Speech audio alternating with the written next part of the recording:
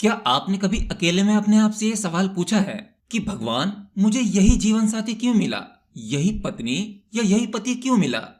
जब झगड़े होते हैं, मन नहीं मिलता, जब ये लगने लगता है कि इतने रिश्ते ठुकराए थे, एक और ठुकरा देता तो कुछ बेहतर मिल सकता था, कम से कम ऐसा तो ना होता। शादी के बाद जब लाइफ में सब कुछ ठीक चलता नहीं दिखाई देता, दोनों का अहंकार टकराता है, तब इस तरह के सवाल चुपचाप हमारे मन में गूंजते रहते हैं। अब आपको जो पति या जो पत्नी मिली है, क्या यह केवल संयोग है या फिर इसके पीछे पुनर्जन्म, कर्म और आत्माओं का कुछ बहुत पुराना खेल छुपा है? आज इस वीडियो में मैं आपको वो सच बताने वाला हूँ जो आमतौर पर कोई नहीं बताता। इसलिए इस वीडियो को अंत तक देखना और बड़े ध्यान से सुनने की कोशिश करना, क्योंकि इस वीडियो को पूरा देखने के बाद आप अपने उन पुराने घिसे पिटे रिश्तों को एक नई नजर से देखने लगोगे। क्या विवाह एक सामाजिक व्यवस्था है? आज की दुनिया तो यही कहती है। शादी मतलब समझौता, शादी मतलब जरूरत, कुछ फिजिकल, कुछ भावनात्मक रूप से, या फिर शादी मतलब समाज का दबाव। आज की जनरेशन कुछ ऐसा ही सोचती है, क्यों, है ना? लेकिन भारतीय दर्शन कुछ और कहता है। हमारे शास्त्रों में विवाह को संस्कार कहा गया है। संस्कार मतलब जो सिर्फ शरीर का नहीं बल्कि आत्मा का बंधन है। सिंपल शब्दों में इसे ऐसे समझ सकते हैं कि हमारे द्वारा जो भी कर्म किए जाते हैं, उन कर्मों के आधार पर जो भी फल का डेटा होता है, यानी कि जो भी फल मिलेंगे, उन्हीं कर्मों के फल का जो हिसाब किताब है, उसी को संस्कार कहते हैं। इसका मतलब साफ है, पति पत्नी का रिश्ता सिर्फ इस जन्म में शुरू नहीं होता और ना ही इस जन्म में खत्म हो जाता है। और ये केवल पति पत्नी के रिश्तों तक सीमित नहीं है। ये प्रिंसिपल हर एक रिश्तों पर लागू होता है, आपके मित्रों पर लागू होता है। आज आप जैसी भी सुविधा में हैं, जैसे भी लोगों के साथ घिरे हुए हैं, जो रिश्ते, जो माँ बाप, जो भाई बहन आपको मिले हैं, ये अकारण नहीं है, इनके पीछे भी कारण है।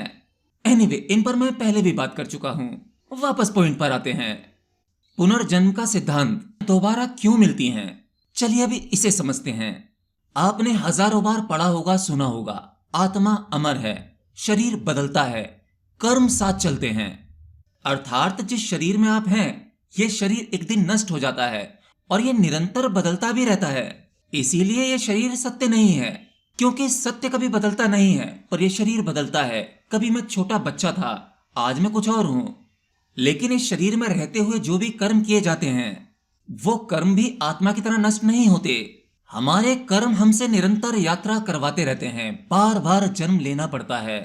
यानी जब कोई रिश्ता अधूरा रह जाता है, बहुत भावनात्मक होता है या बहुत पीड़ादायक होता है, तो वो रिश्ता मरता नहीं, वह अगले जन्म में नया रूप लेकर वापस आता है। एक बात हमेशा याद रखना, हम उसी इंसान से शादी करते हैं जिससे हमारा सबसे बड़ा कार्मिक हिसाब बाकी होता है। अब इस बारे में कर्म के सिद्धांत और शास्त्र क्या कहते हैं, इसे समझने की कोशिश करते हैं। देखिए, कर्म 3 प्रकार के होते हैं: संचित कर्म, प्रारब्ध कर्म और क्रियमाण कर्म।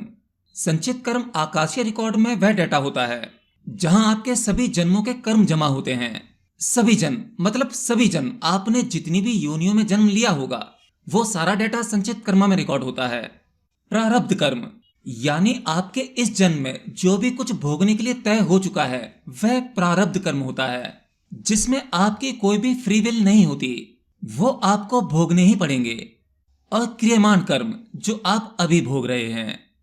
अब पति पत्नी का मिलना यह कौन से कर्म में आता है? तो यह आता है प्रारब्ध कर्म में। मतलब आप चाहें या ना चाहें, परिस्थितियां आपको उसी इंसान तक ले जाती हैं। इसलिए आपने कई बार देखा भी होगा, कई बार आपका जब रिश्ता होता है, आप कई रिश्ते देखते हैं, रिश्ते ठुकराते हैं।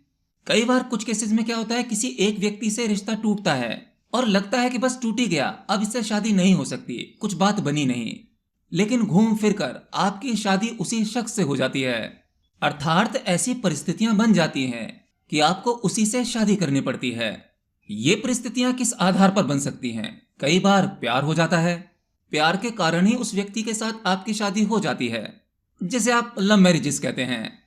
कभी ये मजबूरी में हो जाता है कि दोनों ही व्यक्ति ना चाहते हुए भी शादी करनी पड़ती है, कुछ पारिवारिक मजबूरियां हो जाती हैं।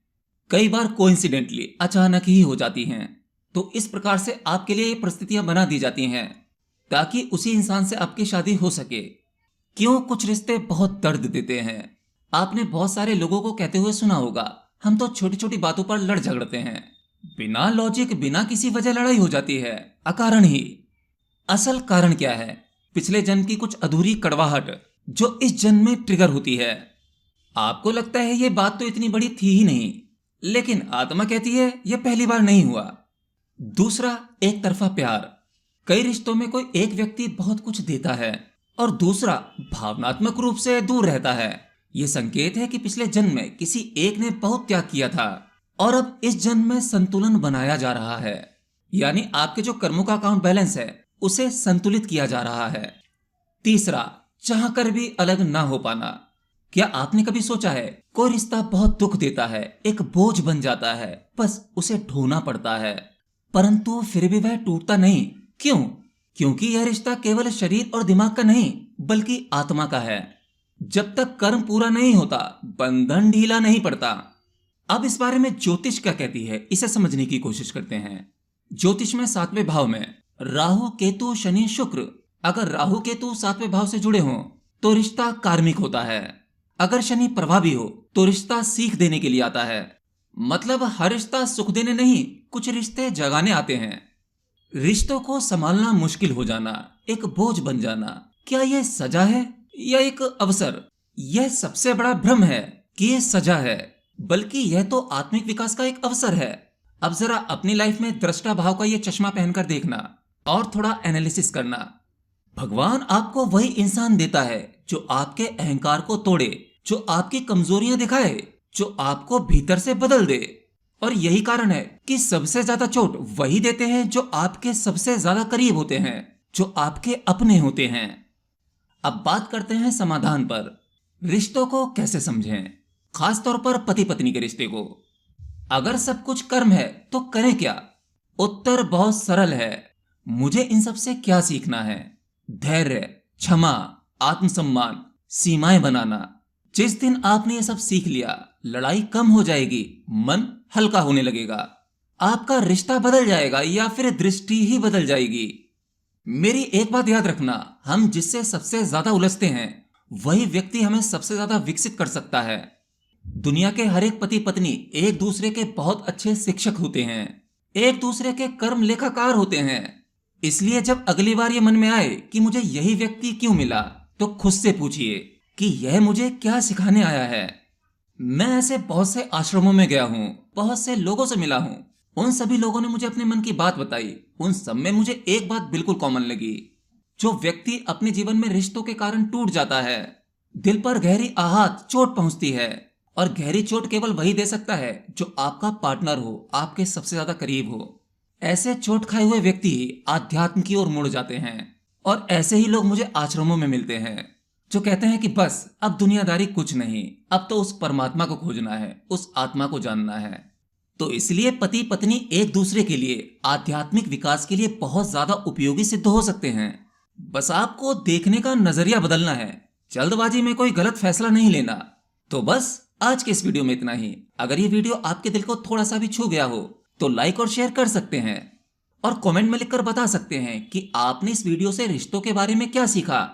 बताइए अब आप अपने रिश्तों को लेकर क्या करोगी या क्या करोगे। मिलता हूं अगले वीडियो में, तब तक के लिए जय श्री कृष्ण।